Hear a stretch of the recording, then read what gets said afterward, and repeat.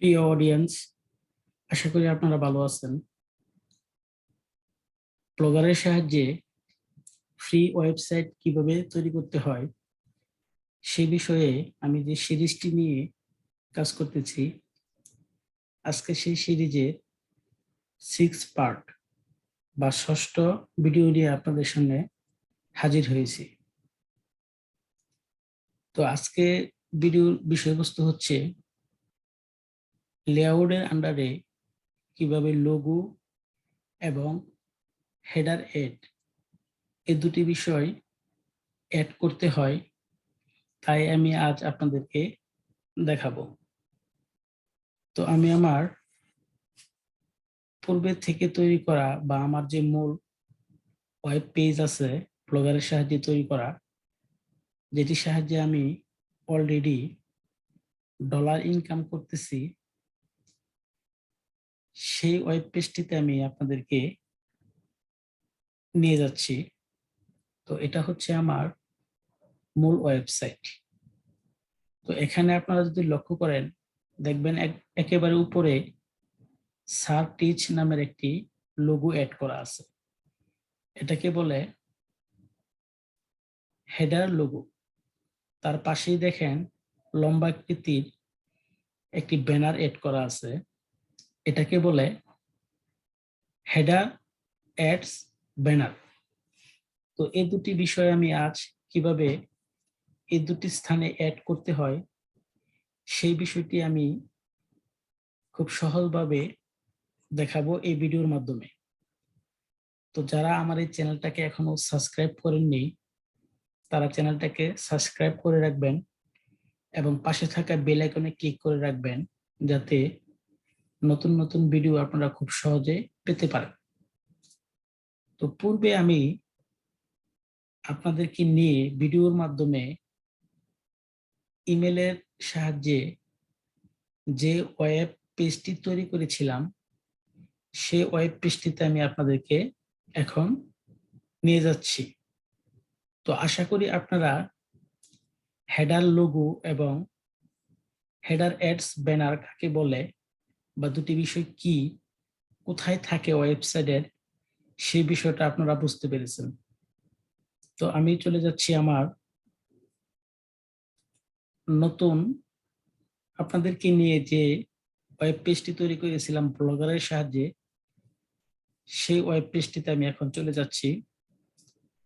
আমি আমার Chrome ব্রাউজারটি open করে জাস্ট গুগল অ্যাপস যে বাটনটি আছে আমি সেটাতে ক্লিক করে সেখান থেকে ব্লগার যে অপশনটা আছে আমি এটাতে ক্লিক করলাম।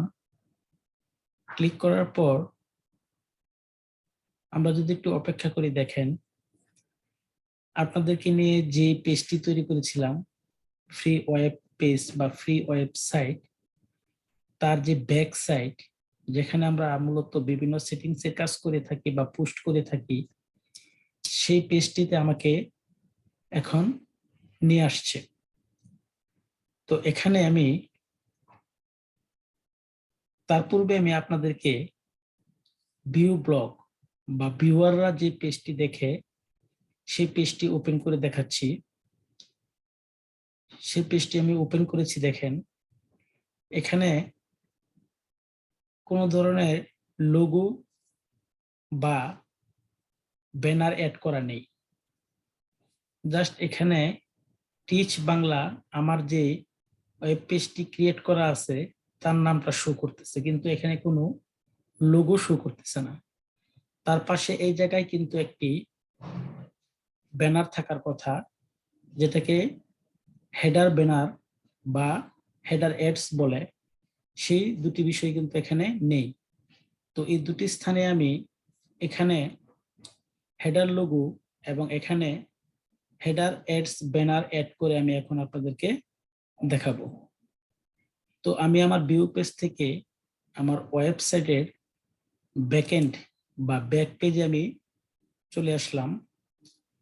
তো এখানে আমি যাব এই থিম যে অপশনটি আছে, সরি যে লেআউট অপশনটি আছে, আমি এই লেআউট অপশনটিতে আমি ক্লিক করব। ক্লিক করার পর দেখেন আমাকে এরকম একটি পেজে তারা নিয়ে আসছে। আমি পূর্বের ভিডিওতে টপ নেভিগেশন এবং সোশ্যাল টপ এই দুটি অপশন কিভাবে ক্রিয়েট করতে হয় বা অ্যাড করতে হয় তা আমি একটি ভিডিওর মধ্যে দেখিয়েছি। এই ফ্রি ওয়েব পেজ সম্পর্কিত আরো 5টি ভিডিও আমি পূর্বে তৈরি করেছি, যা আমার এই চ্যানেলে দেয়া আছে। স্যার টিচ নামে যে চ্যানেলটি আমি পরিচালনা করি, সেখান থেকে আপনারা পূর্বের 5টি ভিডিও দেখে আসবেন। তাহলে আপনারা একটি পেজ কিভাবে ক্রিয়েট করতে হয়, একটি পেজ কিভাবে ডিলিট করতে হয়, কিভাবে নিউ পোস্ট করতে হয়, পোস্ট কিভাবে দেখতে হয়, তারপর থিম কিভাবে অ্যাড করতে হয়, এই বিষয়গুলো আপনারা শিখতে পারবেন বা জানতে পারবেন বা নিজেরা তৈরি করতে পারবেন। তো আজকের বিষয় যেহেতু লেআউটের আন্ডারে লোগো এবং হেডার অ্যাড এই দুটি বিষয়, তো এই দুটি বিষয় আমি আপনাদেরকে খুব সহজ সরল ভাষায় স্টেপ বাই স্টেপ সুন্দরভাবে আপনাদেরকে আমি বুঝিয়ে দিব এবং দেখিয়ে দিব।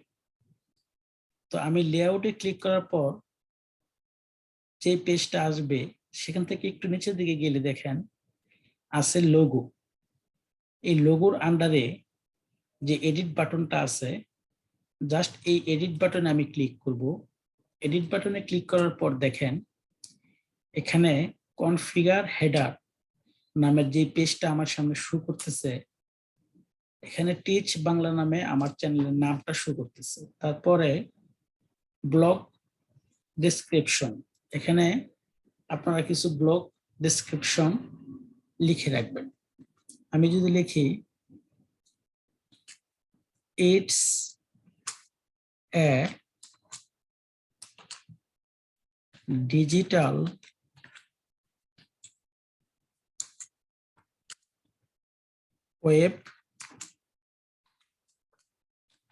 ওয়েবসাইট, আমি জাস্ট ব্লগ ডেসক্রিপশনের মধ্যে এইটুকু লিখে রাখলাম।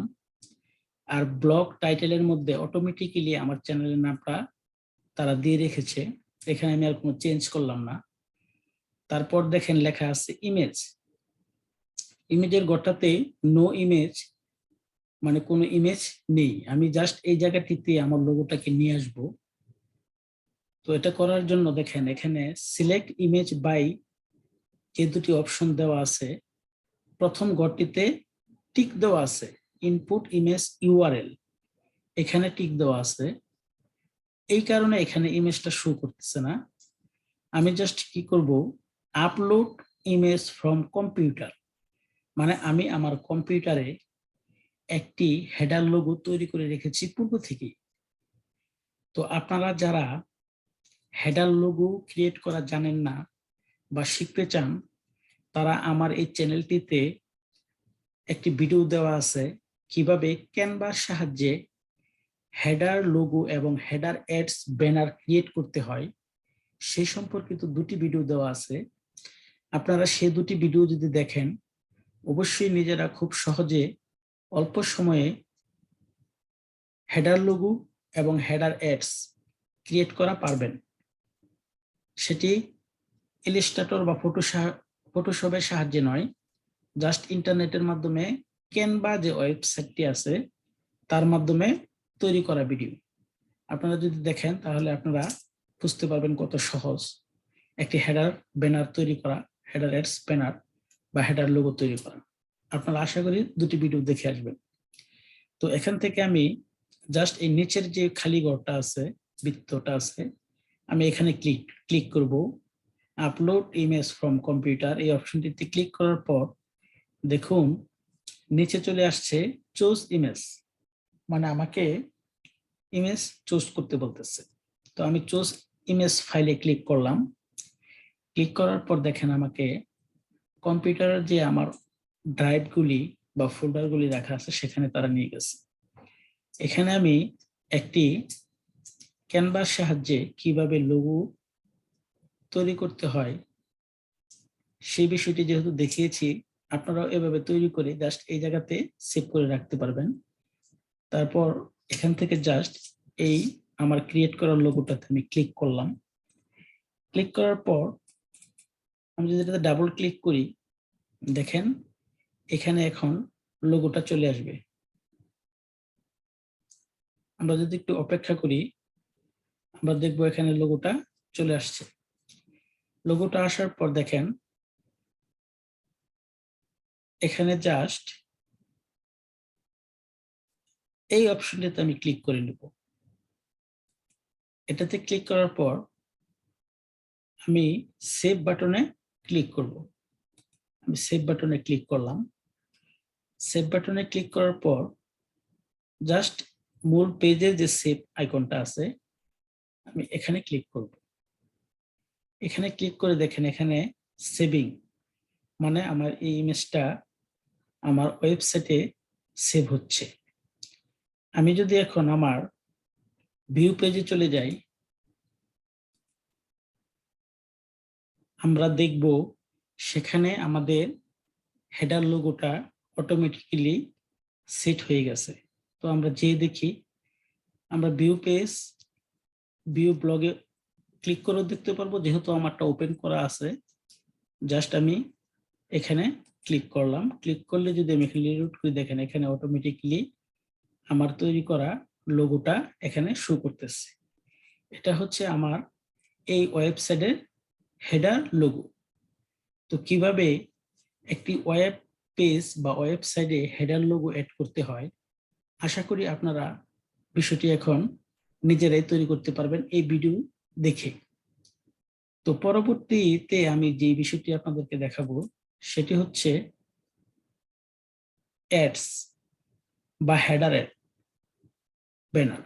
এখানে জাস্ট আমি একটা ব্যানার অ্যাড করে দেখাবো। দেখেন ব্যানারের সাইজটা হচ্ছে 728 বাই 90। মানে এখানে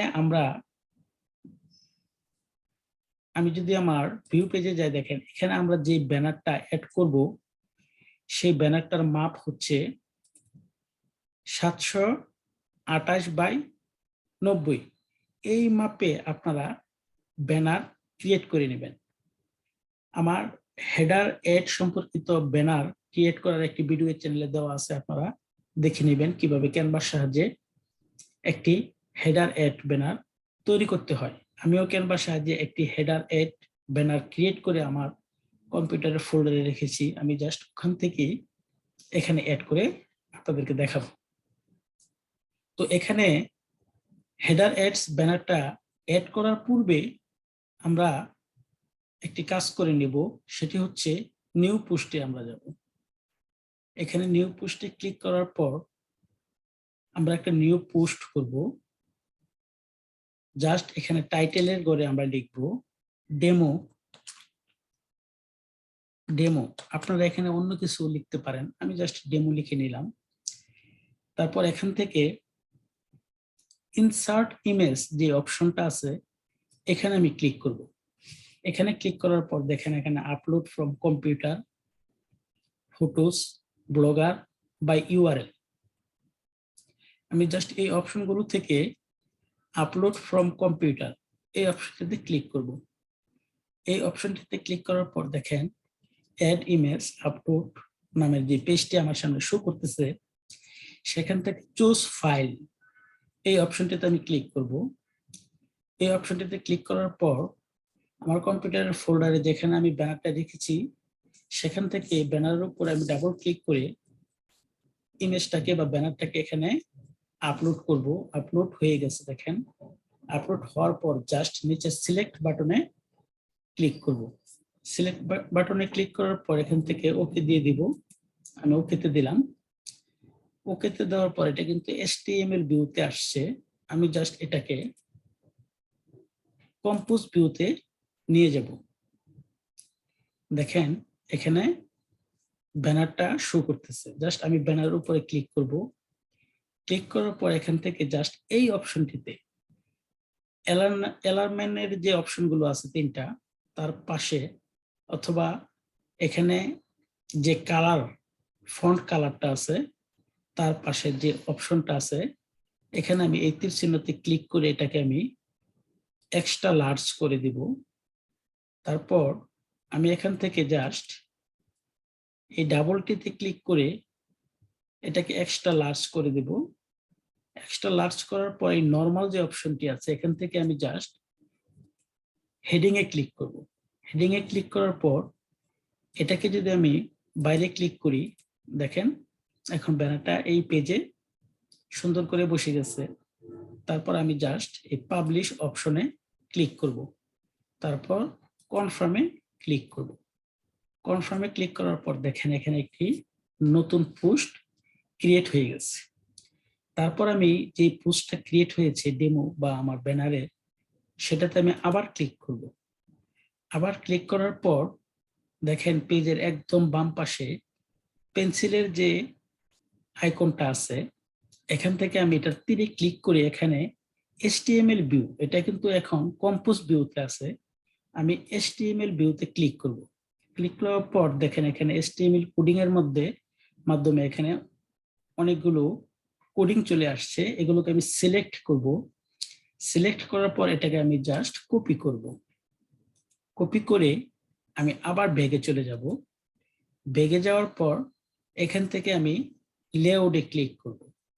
লেআউটে ক্লিক করার পর একটু নিচের দিকে যাওয়ার পর জাস্ট হেডার যে এডস অপশনটি আছে তার এডিট বাটনে ক্লিক করব। এডিট বাটনে ক্লিক করার পর দেখেন কনফিগার HTML, এখানে বলে দিয়েছে যে HTML জাভাস্ক্রিপ্ট যে কোডগুলি আছে সেগুলো এখানে দিতে হবে। এখানে টাইটেলে হেডার এডস আছে, তারপর কন্টেন্টের ঘরে আমি HTML যে কোডগুলি কপি করেছি সেগুলোকে আমি এখানে পেস্ট করে দেব। পেস্ট করে দেওয়ার পর দেখেন এগুলো এভাবে এখানে চলে আসবে। আসার পর জাস্ট সেভ বাটনে ক্লিক করব। সেভ বাটনে ক্লিক করার পর আমি আমার ব্যাকএন্ডের মূল পেজের নিচে যে সেভ অপশনটা আছে আমি সেই সেভ অপশনটাতে ক্লিক করব। ক্লিক করার পর আমরা দেখেন এটা সেভিং হচ্ছে। আমরা যদি একটু অপেক্ষা করি, তারপর আমরা যদি ভিউ পেজটি যাই রিলোড করি, দেখবেন আমাদের হেডারে ব্যানারটি অ্যাড হয়ে। আমরা ভিউ পেজে চলে যাচ্ছি। এখন আমরা জাস্ট ভিউ পেজটাতে ক্লিক করব। দেখেন এখানে অটোমেটিক্যালি একটি হেডার অ্যাডস ব্যানার অ্যাড হয়ে গেছে। তো আশা করি এই ভিডিওটা আপনাদের অনেক কাজে আসবে, আপনারা ব্যক্তি জীবনে এটা ব্যবহার করতে পারবেন। যারা ফ্রি ওয়েবসাইট নিয়ে কাজ করতেছেন বা ফ্রি ওয়েবসাইট ক্রিয়েট করতেছেন, তারা অবশ্যই এখন থেকে একটি হেডার লোগো কিভাবে অ্যাড করতে হয় এবং হেডার ব্যানার কিভাবে অ্যাড করতে হয় তারা এই ভিডিওটির মাধ্যমে শিখতে পারবেন বা জানতে পারবেন বা কাজ করতে পারবেন নিজেরাই। তো যারা আমার এই চ্যানেলটাকে এখনো সাবস্ক্রাইব করেননি তারা সাবস্ক্রাইব করে রাখবেন এবং পাশে থাকা বেল আইকনে ক্লিক করে রাখবেন। আজ আর নয়, আজ এই পর্যন্তই। আল্লাহ হাফেজ।